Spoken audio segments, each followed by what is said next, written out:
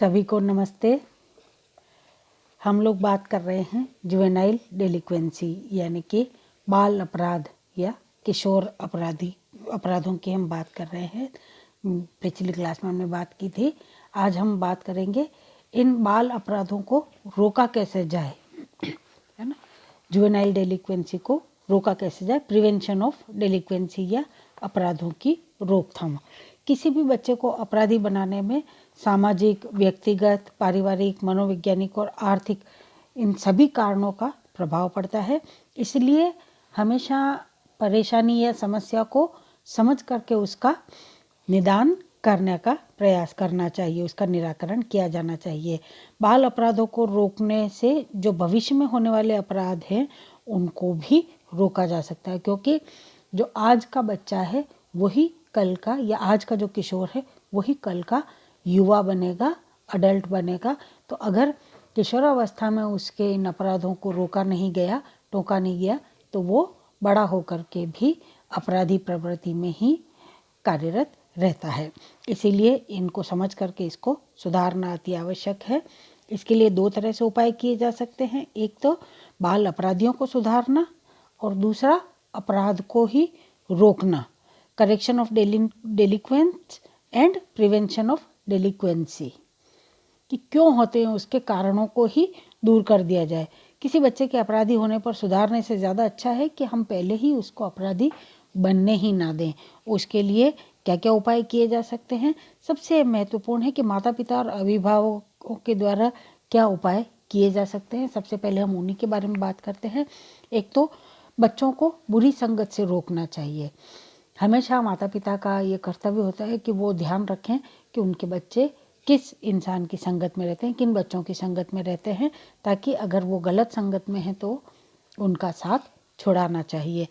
उनसे इतना भी ज़्यादा लाड़ प्यार नहीं करना चाहिए कि वो हर बात के लिए जिद करने लग जाए, और न ही इतना ज़्यादा कठोर व्यवहार होना चाहिए कि उनको ये लगने लगे कि हमारे माता पिता हमको प्यार ही नहीं करते हैं।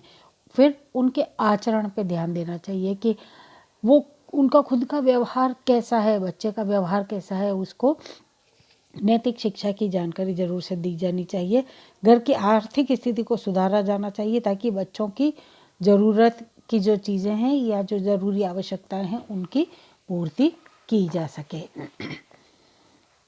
क्योंकि बच्चों गरीबी के कारण से बहुत ज़्यादा ये अपराधी प्रवृत्ति हो जाती है, क्योंकि हमारी इच्छाएं आकांक्षाएं तो ख़त्म नहीं होती, और अगर घर में फैमिली इनकम अगर पूरी नहीं है तो फिर बच्चे जो हैं वो इन गलत प्रवृत्तियों की तरफ बढ़ जाते हैं।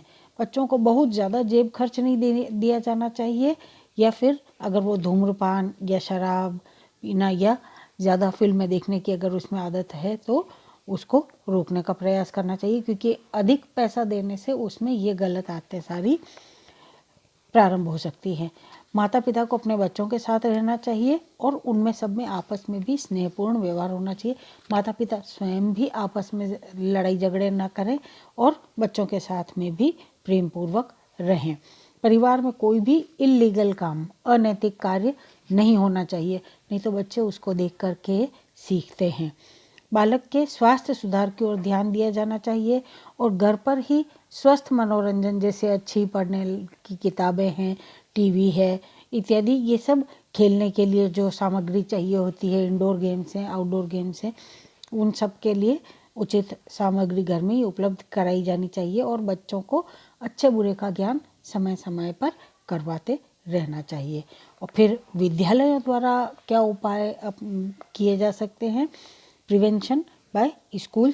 परिवार के बाद में, क्योंकि स्कूल ही ऐसी जगह है जहाँ बच्चा अपना अधिकतम समय बिताता है, इसलिए विद्यालय में भी शिक्षक और जो भी विद्यालय में बाकी लोग होते हैं वो सब मिलकर के मिले जुले प्रयास कर सकते हैं और बच्चों को अपराधी बनने से रोक सकते हैं। शिक्षक क्या कर सकते हैं या विद्यालय में क्या किया जा सकता है? बालक को उसकी योग्यता तथा रुचि के अनुसार शिक्षा दी जानी चाहिए। बच्चों को क्या पसंद है क्या नहीं, उनके अनुरूप ही शिक्षण किया जाना चाहिए। और फिर बच्चों को शिक्षा को रोचक बनाया जाना चाहिए कि बच्चों का इंटरेस्ट उसमें डेवलप हो, उसके लिए कितना उसको प्लेजेंट तरीके से, कितना अच्छे तरीके से उसको पढ़ाया जा सके ताकि बच्चे का इंटरेस्ट उसमें बना रहे।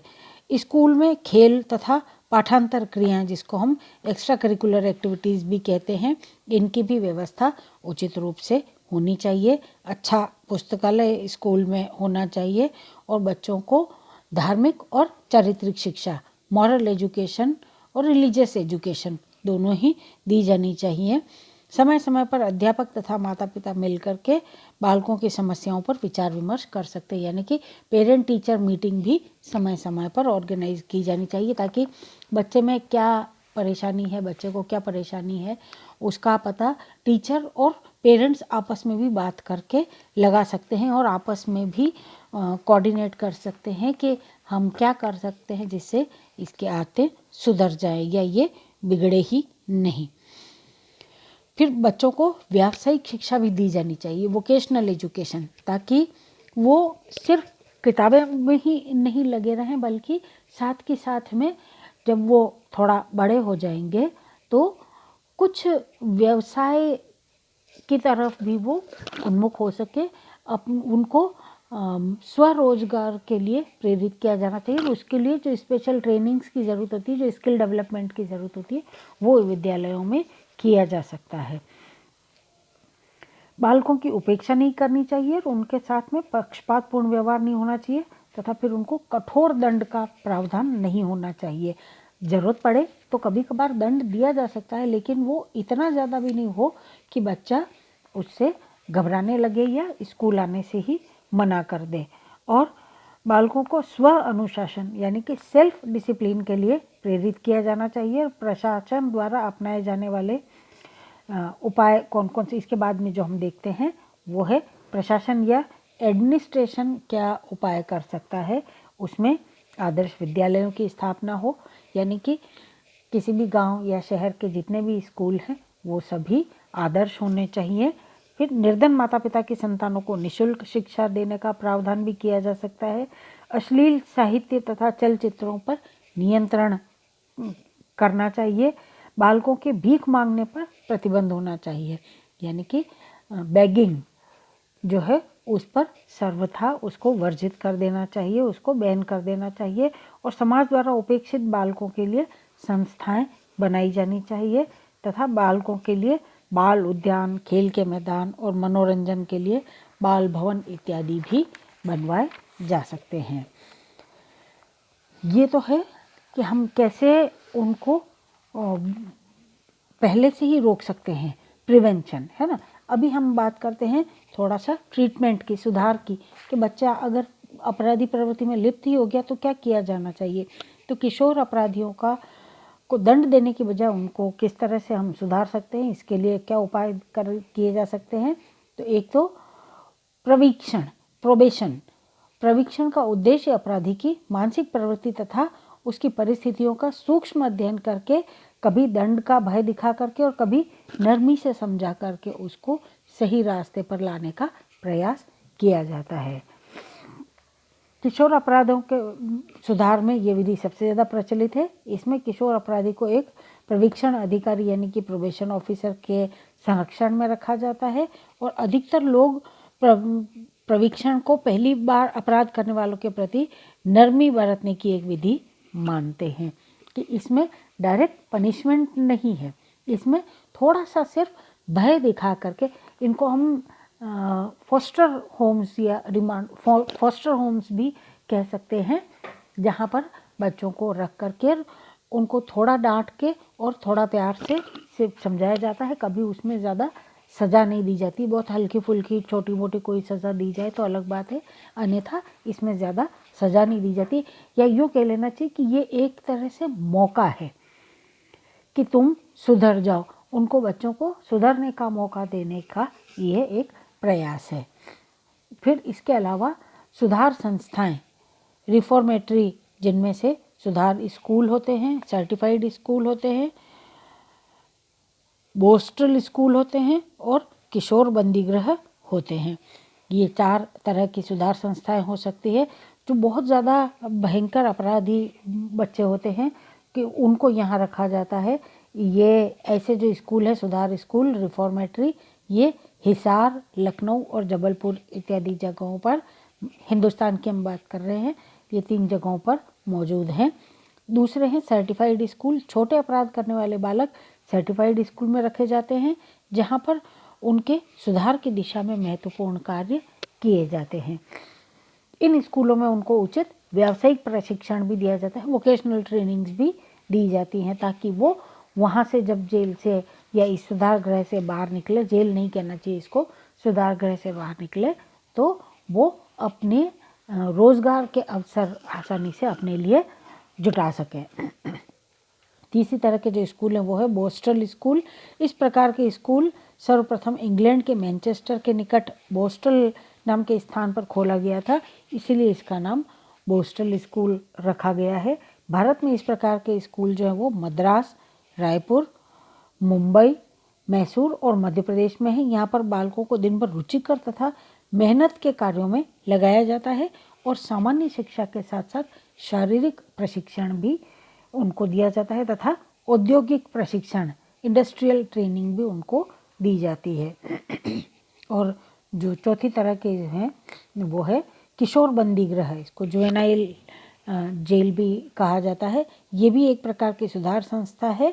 यहाँ पर बंदियों को सामान्य शिक्षा तथा औद्योगिक शिक्षा दी जाती है और समय समय पर वो अपने परिवार से मिलने के लिए घर भी जा सकते हैं। किशोर बंदी गृह अपराधियों के सुधार में बड़े लोकप्रिय सिद्ध होते हैं। जेल में इनको खिलौने बनाने, चमड़ा बनाने का काम, सिलाई, गलीचे बनाना, खेती इत्यादि सिखाई जाती है और इनकी पढ़ाई का भी पूरा प्रबंध होता है। जेल की पढ़ाई पूरी होने के बाद बालक बाहर के स्कूल में भी जा सकते हैं। ऐसे स्कूल अपने यहाँ पर बरेली और पटना में स्थित है। और इसके बाद में बात आती है सुधार के उपायों में, वो है मनोवैज्ञानिक उपचार, साइकोथेरेपी। इसके द्वारा बालकों के व्यक्तित्व के दोषों को दूर किया जाता है। इसमें जो विधियां हैं उसमें एक तो क्रीड़ा चिकित्सा है, एक फिंगर पेंटिंग, अंगुली चित्रण और मनोअभिनय, साइको ड्रामा। ये कुछ विशेष टेक्निक्स हैं जिनके माध्यम से बच्चों को मनोचिकित्सा दी जाती है। क्रीड़ा चिकित्सा द्वारा बालकों को इस प्रकार के खेल खिलाए जाते हैं जिसमें उनको अपनी रचनात्मक यानी कि कंस्ट्रक्टिव शक्ति के विकास का पूरा अवसर मिलता है। इनका उद्देश्य होता है कि बालकों की मानसिक प्रवृत्ति को जाहिर करने का मौका उनको पूरा मिल सके। इससे बालकों में सामाजिक गुण भी विकसित होते हैं और सहयोग की भावना भी उनमें विकसित होती है। फिर दूसरा है अंगुली चित्रण यानी कि फिंगर से पेंटिंग। जो हमारी हाथ की उंगलियां होती है उससे बालकों के सामने आने वाले जो खाली कागज होता है उसमें लाल, पीला, नीला, हरे सब रंग रख दिए जाते हैं उसके सामने और खाली कागज दे दिया जाता है। अब बच्चा मन चाहे ढंग से अपनी उंगली की मदद से ही उसमें चित्र बनाता है। इससे बालक के संवेगात्मक तनाव जो है उसको बाहर निकलने का मौका मिलता है। और फिर बात आती है मनोअभिनय यानी कि साइको ड्रामा की। ये अभिनय मनोवैज्ञानिक होता है। अभिनय के सहारे बालक अपने संवेग बाहर निकालता है जिससे उसका मन शांत हो जाता है। ये अभिनय व्यक्तिगत तथा सामूहिक दोनों ही तरह से हो सकता है। बालक अपनी इच्छा से मनचाही भूमिका चुन सकता है और इसमें बालकों को अपनी विध्वंसात्मक तथा आक्रामक प्रवृत्ति जो होती है, डिस्ट्रक्टिव एंड एग्रेसिव बिहेवियर।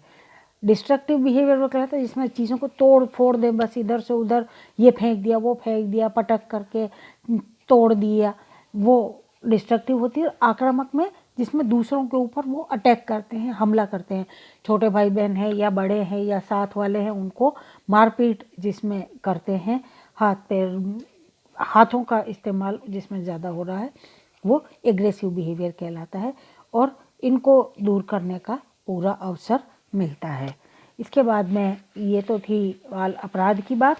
इसी में हम बात करेंगे विद्यालय से अनुपस्थित रहना। बच्चे जो है वो क्यों स्कूल से अनुपस्थित रहते हैं, इसको ट्रोएंसी भी कहा जाता है।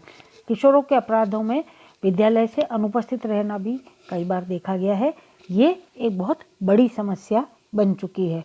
स्कूल से बच्चा दो तरह से अनुपस्थित हो सकता है। एक तो माता पिता को बताए ही नहीं और इसको घर से तो निकल जाता है लेकिन स्कूल जाता ही नहीं, इधर उधर समय बिताता है।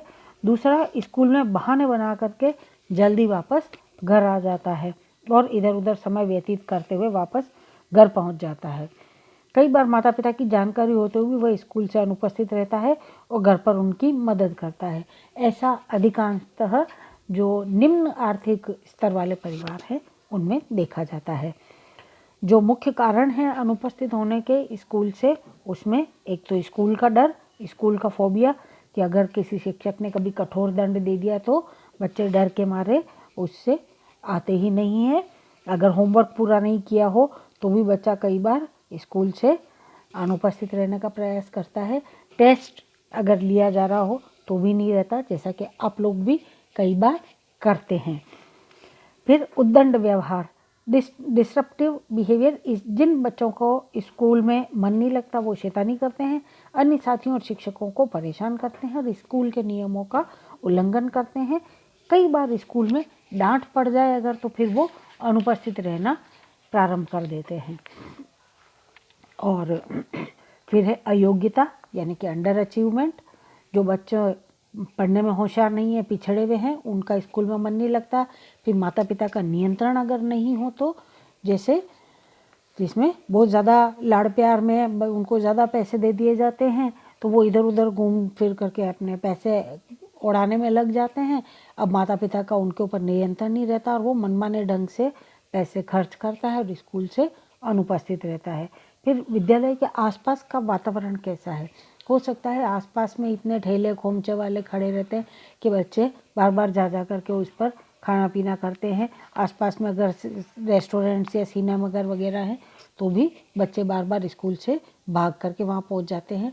फिर कई बार स्कूल की समय सारणी, जो टाइम टेबल है, वो भी इसका कारण होता है कि अधिकांशतः अंतिम कालांश में बच्चे उपस्थित नहीं रहते क्योंकि अरुचिकर विषय उस समय कई बार रख दिए जाते हैं, जिसके कारण से बच्चे स्कूल से भाग जाते हैं।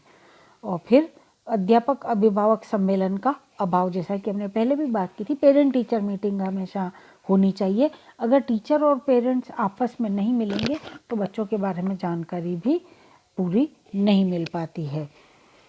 और फिर नकल करना, इमिटेशन, क्योंकि दूसरों को देख करके कि वो दोस्त नहीं आया इसीलिए मैं भी नहीं आऊँ, तो एक दूसरे की देखा देखी में भी बच्चे स्कूल से भाग जाते हैं। और इसके अलावा कुछ और भी कारण हो सकते हैं, जैसे घर का वातावरण ठीक नहीं हो, घर में झगड़े होते रहते हैं, माता पिता बच्चे का ज़्यादा तिरस्कार करते हैं, आर्थिक तंगी हो इत्यादि। ये कुछ ऐसे कारण हैं जो कि बच्चों को स्कूल से अनुपस्थित रहने का अवसर प्रदान कर देते हैं। तो इसको रोकने के लिए क्या किया जाए, इसका प्रिवेंशन और ट्रीटमेंट, इसके लिए विद्यालय में उनकी उपस्थिति रोज़ होनी चाहिए और गेट पर चौकीदार होना चाहिए जो आते जाते बच्चों को टोके कि आप क्यों बाहर जा रहे हैं इत्यादि। तो अगर चौकीदार होता है तो आसानी से कोई वहाँ से भाग नहीं सकता है। फिर आसपास में अगर सिनेमा घर, रेस्टोरेंट वगैरह होते हैं तो उन पर निगरानी रखी जानी चाहिए। सिनेमा के शो छूटने का तथा शुरू होने का समय स्कूल के मध्यांतर के से अलग होना चाहिए। बीच बीच में खेलकूद के अध्यापकों द्वारा किशोर सिनेमाघरों में निरीक्षण भी किया जा सकता है। और अंतिम कालांशों में रुचिकर विषय होने चाहिए और समय समय पर सांस्कृतिक कार्यक्रम भी आयोजित किए जाने चाहिए। कमज़ोर बच्चे जो हैं उनके लिए अलग से क्लासेस लगाई जा सकती है ताकि पढ़ाई में उनका इंटरेस्ट बना रहे। और बच्चों को गलती करने पर कठोर दंड कभी भी नहीं दिया जाना चाहिए, वरन शुरू से ही उसको स्नेहपूर्ण ढंग से समझाया जाना चाहिए। फिर स्कूल में बच्चों की रुचि उत्पन्न करने के लिए खेलकूद का भी आयोजन होना चाहिए और इसके लिए रोज़ एक पीरियड कम से कम ऐसा होना चाहिए जब बच्चा खेल सके, अपनी एनर्जी को रिलीज़ कर सके। और अगर बच्चा स्कूल से अनुपस्थित रहता है तो उसका कारण ज्ञात करना चाहिए और दूसरे जो भी कारण है जैसे घर का वातावरण तथा आर्थिक समस्या, इनको भी सुधारा जाना चाहिए और बच्चों को रुचिकर ढंग से शिक्षा दी जानी चाहिए ताकि उसमें और पढ़ाई में उनका इंटरेस्ट बना रहे। ये बच्चों हमारा आज चैप्टर यहाँ ख़त्म होता है। अगली क्लास में हम कोई नया चैप्टर चालू करेंगे। तब तक के लिए अपना ध्यान रखिएगा, सुरक्षित रहिएगा। धन्यवाद।